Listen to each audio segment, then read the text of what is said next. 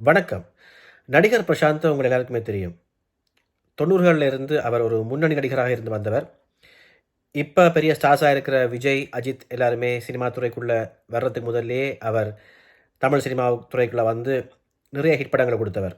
வைகாசி பிறந்தாச்சில ஆரம்பிச்சு, திருடா திருடா, ஜீன்ஸ், ஜோடி, good luck, star, அப்பு, winner என்று நிறைய படங்கள குடுத்தவர்.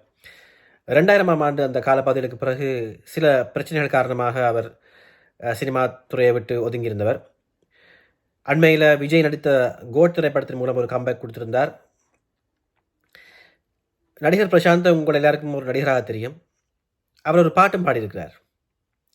2000ஆம் ஆண்டு வெளிவந்த பார்த்தேன் ரசித்தேன் திரைப்படத்தில வா என்றது உலகம் என்ற பாட்டை அவர் பாடியிருந்தவர்.